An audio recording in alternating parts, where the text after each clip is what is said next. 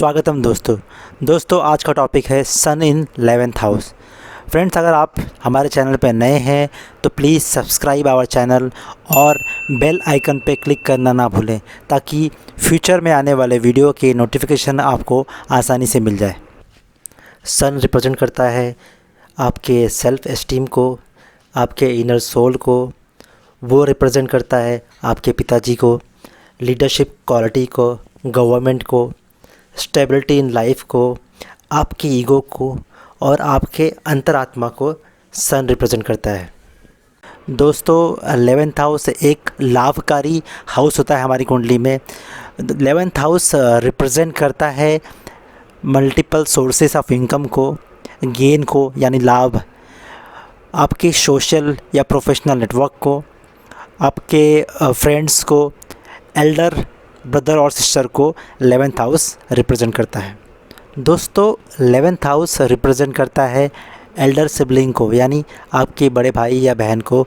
वहीं सन रिप्रेजेंट करता है ईगो को, सेल्फ एस्टीम को, और सन रिप्रेजेंट करता है शाइन यानी बर्निंग को।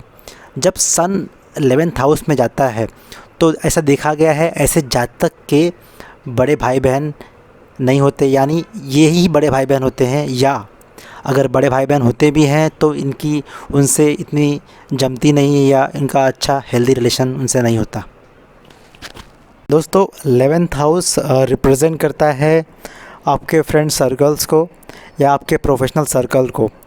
और जब सन आपके 11वें हाउस में जाता है तो ऐसे जातक अपने प्रोफेशनल सर्कल में या फ्रेंड सर्कल में बहुत ही अच्छा गेन करते हैं।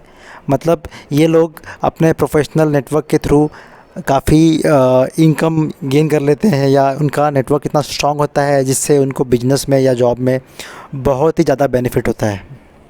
11th हाउस रिप्रेजेंट करता है गेन को, वहीं सन रिप्रेजेंट करता है आपकी हेल्थ को।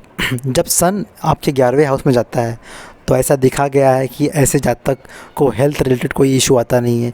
ये लोग थ्रू आउट द लाइफ बहुत ज़्यादा हेल्दी होते हैं, यानी हेल्थ के इश्यूज़ इन्हें बहुत कम होते हैं। दोस्तों, ये था मेरा एनालिसिस सन इन 11th हाउस। अब मैं अगला वीडियो लेके आऊँगा सन इन 12th हाउस। फ्रेंड्स, अगर आपको ये मेरा वीडियो पसंद आया है तो प्लीज़ लाइक करें और कमेंट करें। और हाँ, अगर आप मेरे चैनल पर न्यू हैं तो सब्सक्राइब करना ना भूलें और बेल आइकन पर क्लिक करना ना भूलें। धन्यवाद।